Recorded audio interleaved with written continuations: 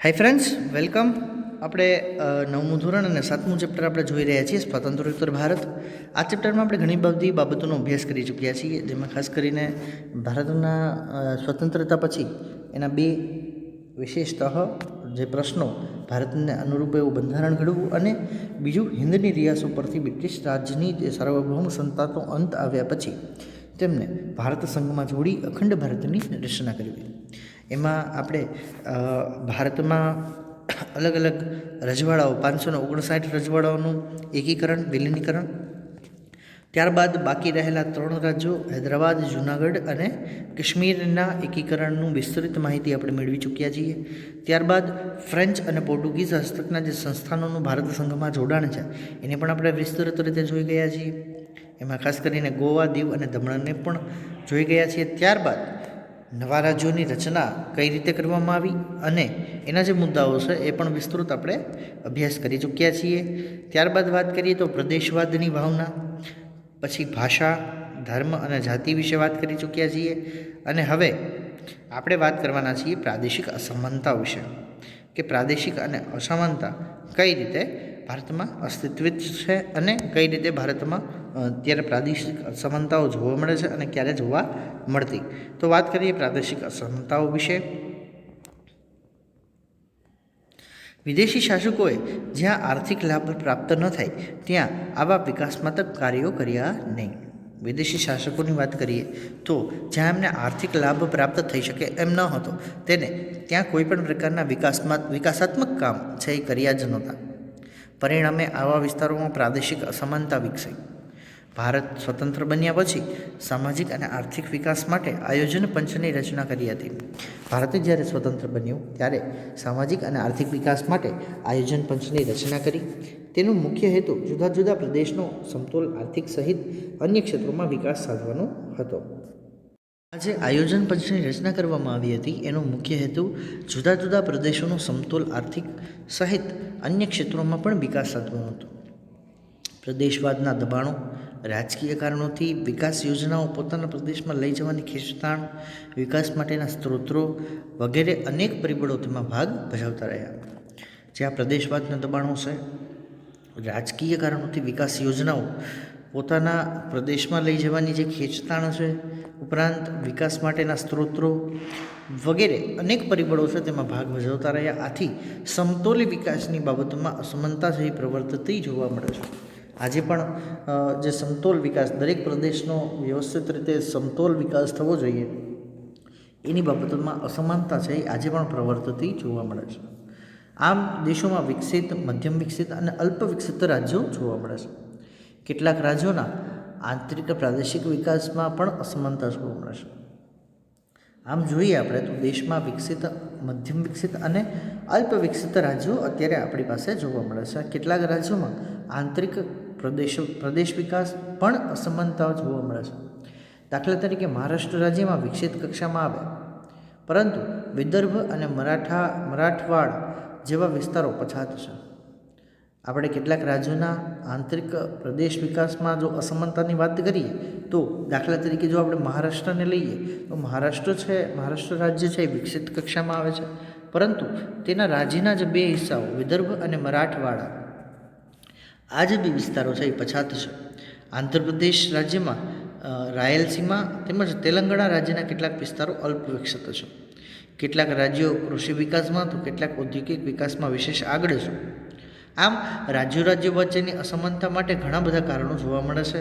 તેમાંથી પ્રદેશવાદ જન્મે છે અને બે પડોશી રાજ્યો ભારતમાં જ હોય તો પણ સરહદી જમીન સંબંધમાં વિવાદ ચાલી રહ્યા છે. કેટલાક રાજ્યો વચ્ચેની જે અસમાનતા છે એના માટે ઘણા કારણો જોવા મળે છે. તેમાંથી પ્રદેશવાદ જન્મે છે.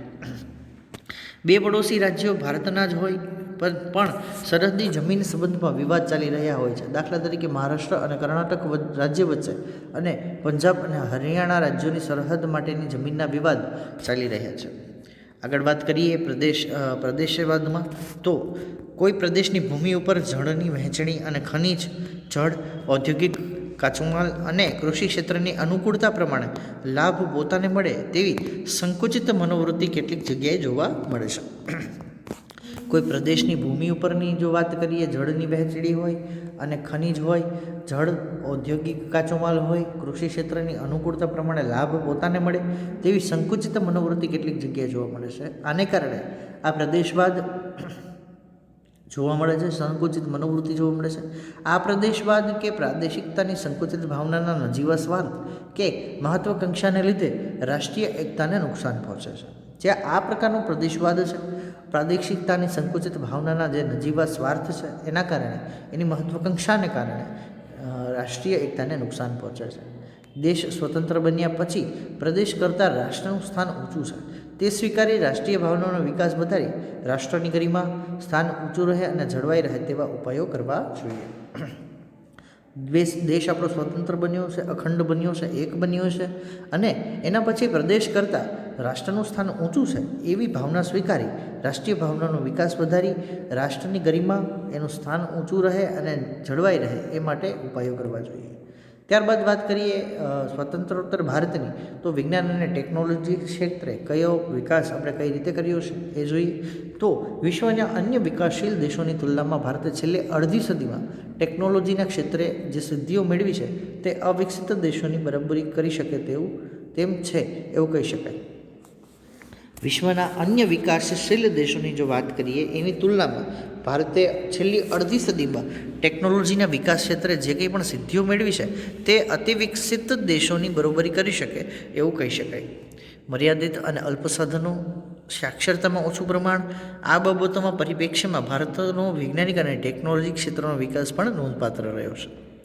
મર્યાદિત અને અલ્પ સાધનો છે ભારત પાસે, સાક્ષરતાનું ઓછું પ્રમાણ છે, આ બાબતોના પરિપ્રેક્ષ્યમાં ભારતનો વૈજ્ઞાનિક અને ટેકનોલોજી ક્ષેત્રનો વિકાસ છે એ નોંધપાત્ર ગણાય. સ્વતંત્રતા પછી ભારતનું નેતૃત્વ કરનારા મહાનુભાવો અને વિવિધ વૈજ્ઞાનિકો જેવા કે ડૉક્ટર હોમી ભાભા, ડૉક્ટર રાજા Ramana, doctor Vikram Sarabhai, doctor C V Raman તથા ઇજનેરી ક્ષેત્રના સર એમ વિશ્વેશ્વરૈયા, સામ પિત્રોડા, ડૉક્ટર એપીજે અબ્દુલ કલામ, ભારતના પૂર્વ રાષ્ટ્રપતિ જે હતા, તથા મેટ્રો રેલવે પ્રોજેક્ટને સફળ બનાવનાર એન્જિનિયર શ્રીધરન તથા આવા અન્ય વૈજ્ઞાનિકો, ઇજનેરો, ટેકનોક્રેટો વગેરેનું પ્રદાન સહી નોંધપાત્ર ગણાય.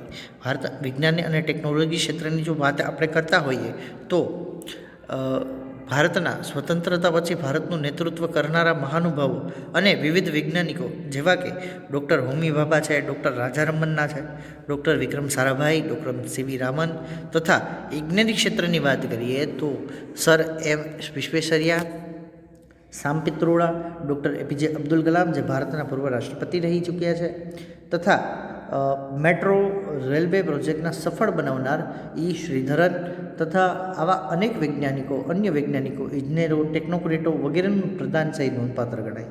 આવી પ્રવૃત્તિઓ માટેની સંસ્થાઓ જેવી કે Indian Institute of Sciences and Indian Institute of Technology, Indian Space Research Organisation એટલે કે ઇસરો તથા ફિઝિકલ રિસર્ચ લેબોરેટરી સહિતની ઘણી સંસ્થાઓ ગણી શકાય. આ જે કામ વિજ્ઞાન અને ટેકનોલોજી ક્ષેત્રે જે કામ કરતી સંસ્થાઓ છે એમાંની સંસ્થાઓ, આવી પ્રવૃત્તિઓ માટેની સંસ્થાઓ જેવી કે Indian Institute of Sciences and Indian Institute of technology, ત્યારબાદ ઇન્ડિયન સ્પેસ રિસર્ચ ઓર્ગેનાઇઝેશન એટલે કે ઇસરો તથા ફિઝિકલ રિસર્ચ લેબોરેટરી સહિતની ઘણી બધી સંસ્થાઓ ગણી શકાય. ભારતીય મહિલાનું પણ આ ક્ષેત્રે નોંધપાત્ર પ્રદાન રહ્યું છે જે નીચે પ્રમાણે છે.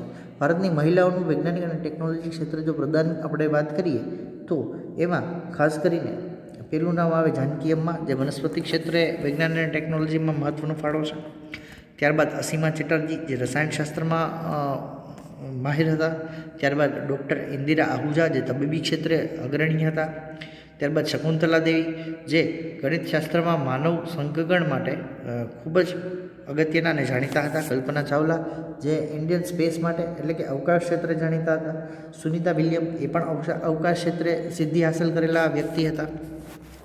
આ ઉપરાંત વિવિધ ક્ષેત્રોમાં મહિલાઓનું પ્રદાન અભૂતપૂર્વ રહ્યું છે. તેમણે રાષ્ટ્રીય વિકાસમાં પણ મહત્ત્વપૂર્ણ યોગદાન આપ્યું છે. ત્યારબાદ વાત કરીએ આપણે તો સ્વતંત્રતા વખતે અનાજ માટે પરાવલંબી રહેતા આપણા દેશમાં આઝાદી પછી નોંધપાત્ર વસ્તી વધારો થવા છતાં કૃષિ ક્ષેત્રે ભારતમાં થયેલ હરિયાળી ક્રાંતિના પરિણામે અનાજ ઉત્પાદન ક્ષેત્રે ભારતનું સ્વાવલંબન મહત્ત્વની સિદ્ધિ ગણી શકાય. સ્વતંત્રતા વખતે ભારતમાં અનાજ માટે ભારત પરાવલંબી હતું, બીજા દેશોમાંથી આયાત કરવું પડતું અને આપણા દેશમાં આઝાદી પછી નોંધપાત્ર વસ્તી વધારો થવા છતાં કૃષિ ક્ષેત્રે ભારતમાં થયેલી હરિયાળી ક્રાંતિના પરિણામે અનાજ ઉત્પાદન ક્ષેત્રે ભારતનું જે સ્વાવલંબન છે એ મહત્ત્વની સિદ્ધિ ગણી શકાય. બહુહેતુક બંધો બાંધવા, જળાશયો, નહેરો, જળસંચય ઉપરાંત કૃષિ વૈજ્ઞાનિકો અને કૃષિ ક્ષેત્રે કાર્યરત ટેકનોલોજીનો ઉપયોગ તથા કૃષિ યુનિવર્સિટીની સ્થાપના થવાથી સતત થઈ રહેલા સંશોધનોનો પણ ભારતમાં વિકાસમાં મહત્ત્વનો ફાળો રહે છે. પરમાણુ વિજ્ઞાન અને ટેકનોલોજીનો શાંતિમય ઉપયોગ કરવો અને તે માટેની સંશોધન સંસ્થાઓ અને પ્રયોગશાળાઓની પણ નોંધ લેવી ઘટે. જો વિજ્ઞાન અને ટેકનોલોજીની વાત કરતા હોઈએ તો પરમાણુ વિજ્ઞાન અને ટેકનોલોજીનો શાંતિમય ઉપયોગ કરવો અને તે માટેની જે સંશોધન સંસ્થાઓ છે અને પ્રયોગશાળાઓ છે એની પણ નોંધ લેવી આપણે જરૂરી છે. ભાભા પરમાણુ ક્ષેત્ર સંશોધન ઉપરાંત વૈજ્ઞાનિકો, એન્જિનિયરો અને ટેકનોક્રેટોનું સંયુક્ત પુરુષાર્થ વડે બાંધવામાં આવેલા પરમાણુ મથકો દ્વારા ઉર્જાની માંગને પહોંચી વળવા આપણે સફળ રહ્યા છીએ. એટલું જ નહીં, સંરક્ષણ માટે રાજસ્થાનના પોખરણમાં 2 વખત કરવામાં આવેલા અણુ ધડાકાની નોંધ સમગ્ર વિશ્વએ લેવી પડી હતી. ભારતે અણુ ધડાકા જે કરેલા હતા પોખરણમાં 2 વખત સંરક્ષણ પરીક્ષણ માટે એની નોંધ પૂરા વિશ્વએ લેવી પડી હતી. અવકાશ સંશોધન ક્ષેત્રે ભારતે બાહ્ય અવકાશોમાં ઉપગ્રહો છોડવા માટે વિશિષ્ટ પ્રકારના GSLV ઉપરાંત આપણે છોડેલા ઉપગ્રહો જેવા કે આર્યભટ્ટ 1975માં, ભાસ્કર 1979માં, રોહિણી 1979માં તથા PSLV polar satellite launch vehicle અને છેલ્લે મંગળ ગ્રહ ઉપર પહોંચવાના સુધીના અભિયાન તથા ક્રમશઃ ઉપગ્રહો છોડવામાં સંપૂર્ણ સ્વાવલંબન એ અનેરી સિદ્ધિ ગણી શકાય. અવકાશ સંશોધન ક્ષેત્રે જો વાત કરીએ તો ભારતે બાહ્ય અવકાશમાં જે ઉપગ્રહો છોડવા માટે વિશિષ્ટ પ્રકારના GSLV એટલે કે geosynchronous satellite launch vehicle GSLV rocket જે ભારતે બનાવેલા છે, જીઓસિન્ક્રોનસ સેટેલાઇટ લોન્ચ વ્હીકલ ઉપરાંત ઉપર આપણે છોડેલા ઉપગ્રહો જેવા કે આર્યભટ્ટ, ભાસ્કર, રોહિણી તથા PSLV એટલે પોલર સેટેલાઇટ લોન્ચ વ્હીકલ અને છેલ્લે મંગળ ગ્રહ ઉપર પહોંચવા સુધીનું અભિયાન તથા ક્રમશઃ વાત કરીએ તો ઉપગ્રહો છોડવામાં સંપૂર્ણ સ્વાવલંબન એ એક અનેરી સિદ્ધિ ગણી શકાય. આ સિદ્ધિ માટે ભારતની સંસ્થા ઇસરોની ભૂમિકા મહત્ત્વની અને નોંધપાત્ર રહી છે. એટલું જ નહીં, વૈશ્વિક કક્ષાની તથા આંતરરાષ્ટ્રીય સ્તરની સંસ્થાઓમાં ભારતીય વૈજ્ઞાનિકો વગેરેનું પ્રદાન છે નોંધપાત્ર જોવા મળે છે.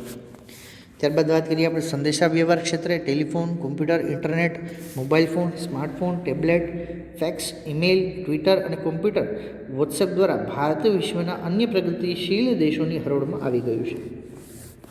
સંદેશા વ્યવહારની જો આપણે વાત કરીએ તો telephone, computer, internet, mobile phone, smartphone, tablet, fax, email, Twitter, computer, WhatsApp વગેરે દ્વારા ભારત વિશ્વના અન્ય પ્રગતિશીલ દેશોની હરોળમાં આવી ગયું છે. વહીવટીતંત્રમાં કોમ્પ્યુટરનો વધતો જતો ઉપયોગ પરોક્ષ રીતે પર્યાવરણ રક્ષણ માટે તથા કાર્બન ડેટિંગ ક્રેડિટ આપવામાં સફળ રહેલ છે.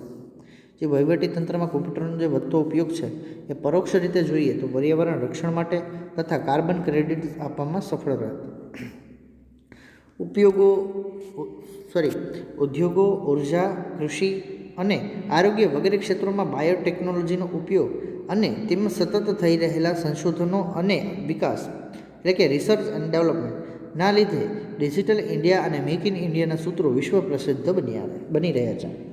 આપણે વાત કરીએ તો ઉદ્યોગો છે, ઉર્જા છે, કૃષિ અને આરોગ્ય વગેરે ક્ષેત્રોમાં બાયોટેકનોલોજીનો જે ઉપયોગ કરવામાં આવે છે અને તેમાં સતત થઈ રહેલા જે સંશોધનો છે અને એનો વિકાસ એટલે કે રિસર્ચ એન્ડ ડેવલપમેન્ટ એના લીધે ડિજિટલ ઇન્ડિયા અને મેક ઇન ઇન્ડિયાના જે સૂત્રો છે એ વિશ્વ પ્રસિદ્ધ બની રહ્યા છે. દરિયાઈ સંશોધન ક્ષેત્રે વિકાસના પ્રયાસો, માનવ સંશોધનોના શ્રેષ્ઠતમ ઉપયોગના પ્રયાસો, રસ્તાઓ અને બંદરોનો વિકાસ તથા શિક્ષણ અને આરોગ્ય ક્ષેત્રે માનવ જીવનના સર્વાંગી વિકાસ માટે થઈ રહેલા પ્રયાસો સીમાચિહ્ન રૂપ છે. આગળ વાત કરીએ તો દરિયાઈ સંશોધન ક્ષેત્રે વિકાસના પ્રયાસો, માનવ સંસાધનોના શ્રેષ્ઠતમ ઉપયોગના પ્રયાસો, રસ્તાઓ અને બંદરોનો વિકાસ તથા શિક્ષણ અને આરોગ્ય ક્ષેત્રે માનવ જીવનના સર્વાંગી વિકાસ માટે થઈ રહેલા જે પ્રયાસો છે એ સીમાચિહ્ન રૂપ છે.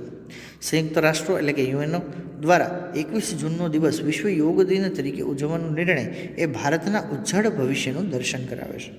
યુએનઓએ જે સંયુક્ત રાષ્ટ્રો છે એને 21 જૂનના દિવસને જે વિશ્વ યોગ દિવસ તરીકે ઉજવવાની જે જાહેરાત કરી છે એ નિર્ણય ભારતના ઉજ્જવળ ભવિષ્યનું દર્શન અત્યારે આપણને કરાવે છે. મિત્રો, આ ખૂબ જ અગત્યનું ચેપ્ટર હતું. સ્વતંત્ર તો ભારત ભારત સ્વતંત્રતા પછી કઈ કઈ સમસ્યાઓ સાથે ઝઝૂમી રહ્યું છે, ઝઝૂમ્યું, અને કઈ રીતે ભારતની સફળતા દરેક ક્ષેત્રમાં ડંકો વગાડી ચૂકી છે અને ભારત વિકાસશીલ દેશોની યાદીમાંથી ધીમે ધીમે વિકસિત દેશો તરફ ગતિ કરી રહ્યું છે. તો આ ચેપ્ટર ખૂબ જ અગત્યનું હતું. વાંચતા રહેજો, સમજતા રહેજો. ત્યાં સુધી stay home, stay safe. Next લેક્ચરમાં આપણે આગળના ચેપ્ટર સાથે શરૂઆત કરીશું.